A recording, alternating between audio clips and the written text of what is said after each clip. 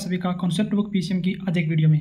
तो दोस्तों आज हम बात करने वाले हैं ऊष्मागतिकी के तीसरे पार्ट के बारे में। तो दोस्तों इसी प्रकार हमारी फिजिक्स के सभी टॉपिक्स के बारे में सीरीज चलने वाली है, जिसके अंदर हम कम टाइम के अंदर ज़्यादा रिवीजन करने की कोशिश कर रहे हैं। इससे पहले भी हमने कई टॉपिकों के बारे में वीडियो बनाई हुई है, जो आप जाके देख सकते हैं और ये आपके लिए यूजफुल हो सकती है। ये जो वीडियोज़ बना रहा हूँ ये सभी आपके लिए जो 12th पीसीएम बेस पे जितने भी कॉम्पिटिटिव एग्जाम होते हैं उन सभी के लिए और 12th स्टूडेंट्स के लिए भी रिवीजन के लिए ये वीडियो इंपॉर्टेंट होने वाली है। तो दोस्तों ज़्यादा से ज़्यादा दोस्तों में शेयर करें और हमें सपोर्ट करें, चैनल के साथ जुड़े, सब्सक्राइब करें और कमेंट में लिख के बता सकते हैं कि आपको किस टॉपिक के बारे में और ज़्यादा डिटेल चाहिए, तो मैं आपको अलग से वीडियो बना के अपलोड कर दूंगा। ठीक है दोस्तों, तो आज हम बात करने वाले हैं फिजिक्स के ऊष्मागतिकी के बारे में। तो इससे पहले हमने 2 पार्ट बनाए हैं जिसके बारे में देख सकते हैं, और इससे अब आज वाले टॉपिक के अंदर भी हम इसी प्रकार आगे की जो टॉपिक्स है उसके बारे में बात करेंगे। चलो स्टार्ट करते हैं आज की वीडियो। तो देखिए, सबसे पहले दोस्तों आ जाता है कि ऊष्मागतिकी का। तो ऊष्मागतिकी हमने पहले कल 4 प्रक्रम की बात कर ली थी, समतापी प्रक्रम, समायतनिक प्रक्रम, समदाबी आयतनिक और चक्रीय प्रक्रम। इसके बाद में आता है उत्क्रमणीय प्रक्रम। देखिए उत्क्रमणीय प्रक्रम में क्या होता है, उत्क्रमणीय प्रक्रम की एक शर्त होती है। वो क्या शर्त होती है?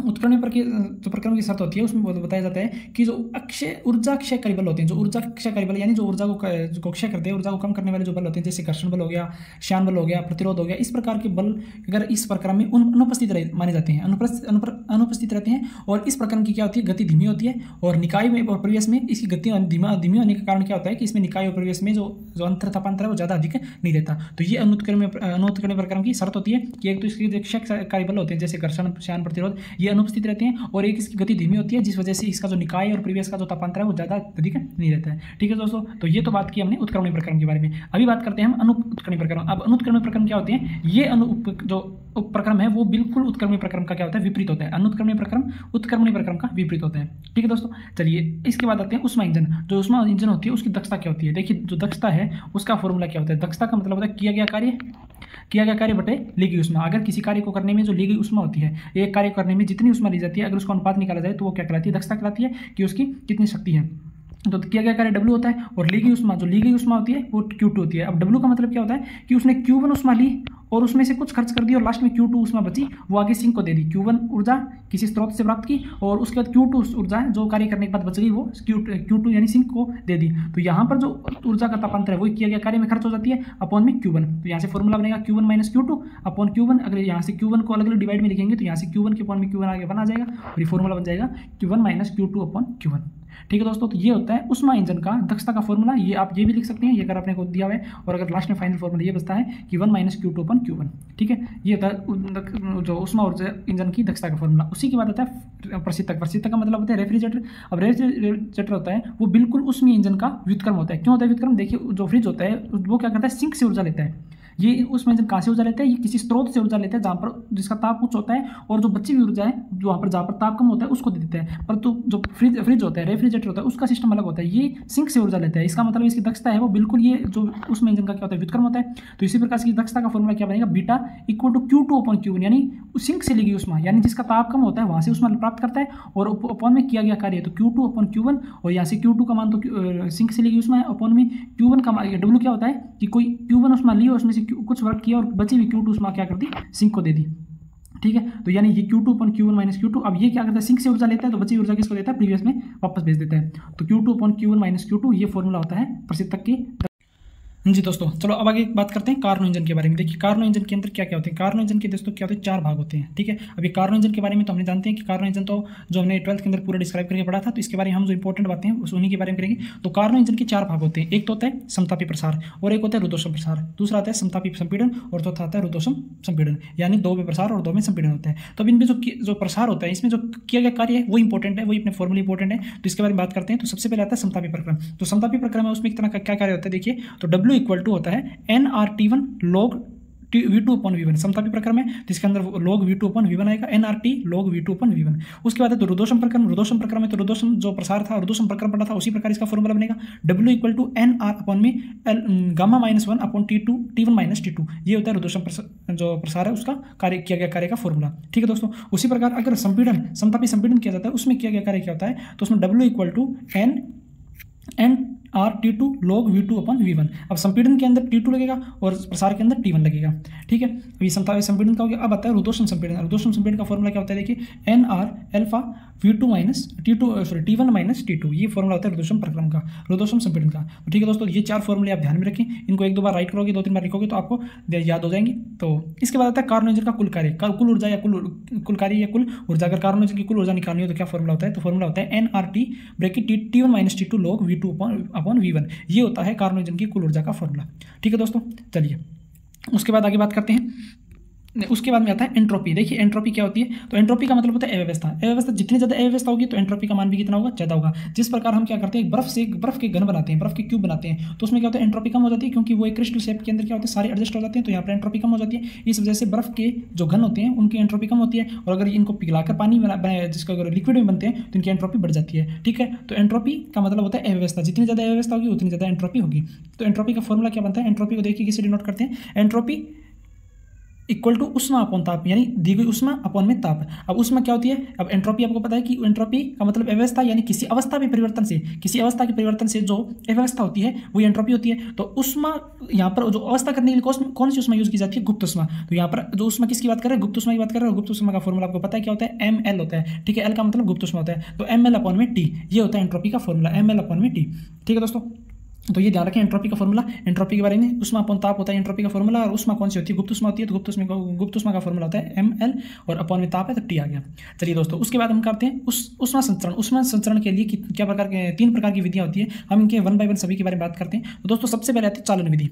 देखिए चालन विधि के अंदर उष्मा का संचरण किस प्रकार होता है, तो चालन विधि यानी किसमें प्राय ठोसों के अंदर होती है, यानी इसको प्रवाहित होने के लिए इसको चालन विधि के लिए क्या करते हैं, एक माध्यम की जरूरत होती है, और ये प्राय किसमें ज़्यादा देखी जाती है, ठोसों में देखी जाती है। उसके बाद इसमें माध्यम की आवश्यकता होती है, और एक धीमी प्रक्रिया होती है, ठीक है। और इसमें क्या होता है, ताप नियत रहता है। उष्मा चालन जैसे किसी लोहे के छड़ को अगर एक साइड से गर्म किया जाए तो वो धीरे धीरे कुछ टाइम के बाद दूसरे साइड से भी वो धीरे धीरे गर्म हो जाती है। इसका मतलब इसमें चालन विधि होती है। चालन विधि का मतलब जैसे एक साइड से अगर गर्म होने लगती है, धीरे धीरे उसमें जो चालन होता है संचरण होते हुए और उष्मा का संचरण होता है दूसरे सिरे तक पहुंच जाता है। तो इस प्रकार ये होती है चालन विधि, ठीक है दोस्तों। तो उसमें जो उष्मा का जो संचरण होता है उसका जो नियम क्या होता है, dQ/dt, यानी उष्मा का संचरण समय के अनुसार, समय के सापेक्ष उष्मा का संचरण होता है वो किसके समानुपाती होता है, एक तो क्षेत्रफल के, उस छड़ के अनुप्रस्थ काट क्षेत्रफल के समानुपाती होता है, और एक dQ/dx। अब dQ/dx क्या होता है, ये होती है उष्मीय प्रवणता। अब उष्मीय प्रवणता की भी क्या होती है, समानुपाती होती है, ठीक है। तो यहाँ से देखिए समानुपाती का साइन हटाएंगे तो यहाँ से आएगा के, ये माइनस के आएगा, ठीक है ना। इस माइनस के क्या होता है, ये उष्मीय चालकता गुणांक होता है, ठीक है। ये होता है उष्मीय चालकता गुणांक, ठीक है दोस्तों।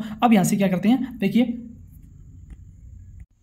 अब देखिए ये क्या चीज होती है, ये क्यू होता है कि स्थायी अवस्था में T समय में L लंबाई की छड़ को एक सिरे से दूसरे सिरे तक प्रवाहित करने में जो उष्मा होती है वो होती है ये उष्मा, यानी Q equal to -K A/T1 dt dx, यानी एक T समय में एक L लंबाई की छड़ को एक सिरे से दूसरे सिरे तक प्रवाहित करने में जो उष्मा प्रवाहित होती है वो होती है ये टोटल उष्मा, ठीक है दोस्तों। अब उसके बाद में आता है संवहन विधि। पहले हमने संचरण चालन विधि की बात की, अब होता है संवहन विधि। और संवहन विधि क्या होती है, 2 प्रकार की होती है, एक होता है प्राकृतिक और एक होता है प्रणोदित। यानी प्राकृतिक एक नेचुरल होती है, जिस प्रकार समुद्र का या तालाब का पानी गर्म होता है। संवहन विधि किसमें, प्राय द्रवों के अंदर देख सकते हैं, जब पानी को गर्म करते हैं तो क्या होता है कि अब उसमें देखिए क्या होता है, यहाँ पर आप देखिए कि अणु ऊर्जा लेकर एक स्थान से दूसरे जाते हैं। जब किसी पानी को गर्म किया जाता है तो जो अणु जो ऊर्जा प्राप्त कर लेते हैं वो तो ऊपर आ जाते हैं, और नीचे वाले जो अणु ऊर्जा प्राप्त करके ऊपर आते रहते हैं, और बाकी नीचे से और जो ठंड जो जिसमें ऊर्जा नहीं होती है वो नीचे जाते रहते हैं, ठीक है। जिस प्रकार पानी में गर्म होता है, क्या होता है कि जब पानी से नीचे से उष्मा दी जाती है, किसी पात्र के अंदर पानी रखा उसमें नीचे से उष्मा दी जाती है, तो जिन अणुओं को ऊर्जा मिल जाती है वो तो ऊपर आ जाते हैं, और जिनको जो ऊर्जा प्राप्त करने के लिए नीचे जाते रहते हैं और नीचे से ऊर्जा प्राप्त करते हुए ऊपर की तरफ आते रहते हैं। तो ये होती है संवहन विधि, यानी अणु ऊर्जा लेकर दूसरे स्थान तक चले जाते हैं। यहाँ पर एक तो प्राकृतिक होती है, प्रणोदित। प्रणोदित का मतलब किसी आर्टिफिशियल तरीके से अगर हम प्रणोदित यानी हम खुद अपने किसी वास्तविक तरीके से किया जाए तो प्रणोदित होता है, और प्राकृतिक नेचुरल होता है, ठीक है दोस्तों। अब यहाँ पर देखिए तो चालन विधि है, उसी के यहाँ पर कुछ 2 छड़ों का संयोजन किया जाता है तो उष्मा का किस प्रकार संचरण होता है, तो इसके बारे में बात करते हैं। तो चालन विधि के अंदर अगर धातुओं के छड़ों का संयोजन किया जाता है, यानी 2 छड़ों का अगर जोड़ दिया जाता है तो वहाँ पर कितनी उष्मा की जरूरत होगी, यानी कितनी उष्मा अगर एक चालन से दूसरे छड़ को गर्म करने के लिए कितनी उष्मा की जरूरत होगी, तो यहाँ पर Q आ गया। इस Q का मान क्या होगा, K आपको पता है क्या उसमें चालकता गुणांक होता है, ठीक है। तो यहाँ से देखिए K1 Q1 और यहाँ पर T1 नहीं है, L1 का मतलब L लंबाई की छड़ है, ठीक है। K Q1 L1 plus K2 Q2 और L2 अपॉन में K1 L2 plus K2 L। ये होता है कि अगर दो छड़ों को जोड़ दिया जाए तो उनको टोटल कितनी ऊष्मा की आवश्यकता होगी, ये आवश्यकता जो ऊष्मा का मान है, ठीक है दोस्तों। चलिए उसके बाद आता है कि अगर दोनों छड़ों को संयोजन क्रम में जोड़ा होगा तो K का मान क्या होगा। अगर छड़ों को संयोजन क्रम में श्रेणी क्रम में जोड़ा होगा तो K का मान क्या हो जाएगा, L1 प्लस L2 अपॉन में L1 upon K1 plus L2 upon K2।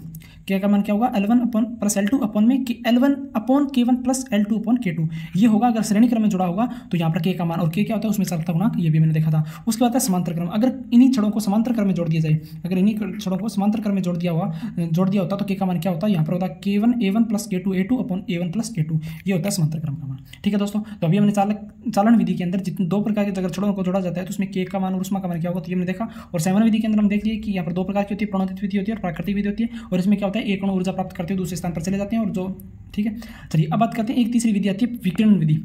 विकिरण विधि क्या होता है, इसमें ये विद्युत चुम्बकीय तरंगों के द्वारा ये विधि को संपन्न किया जाता है, विद्युत चुम्बकीय तरंगों द्वारा। उसके बाद इसमें माध्यम की आवश्यकता नहीं होती है, इसमें कोई माध्यम की आवश्यकता नहीं होती है। उसके बाद ये सबसे तीव्र विधि होती है, सबसे तीव्र विधि होती है विकिरण विधि, और ये चुम्बकीय विद्युत तरंगों के द्वारा संपन्न की जाती है। और उसके बाद ये माध्यम की आवश्यकता नहीं होती है, ठीक है दोस्तों। यहाँ पर विकिरण विधि का फॉर्मूला क्या होता है देख लीजिए। विकिरण की तीव्रता यानी I व्युत्क्रमानुपाती होती है 1/r²। r² का मतलब स्रोत की दूरी की, जितनी स्रोत की ज़्यादा दूरी होगी वो उतनी ज़्यादा दूरी होगी, तो उतनी ही जो तीव्रता का मान क्या होगा, कम होगा, ठीक है दोस्तों।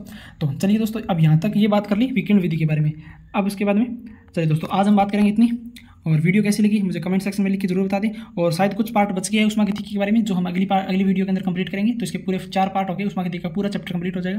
तो दोस्तों मुझे कमेंट सेक्शन में लिख के आप बता दीजिए कि वीडियो कैसी लगी, और अगर अच्छी लगी है तो लाइक शेयर कमेंट करें, और चैनल को जल्द से ज़्यादा दोस्तों में शेयर करें, सब्सक्राइब करवाएं दोस्तों। और थैंक यू फॉर वॉचिंग। चलिए दोस्तों मिलते हैं नेक्स्ट वीडियो में। जय हिंद जय भारत।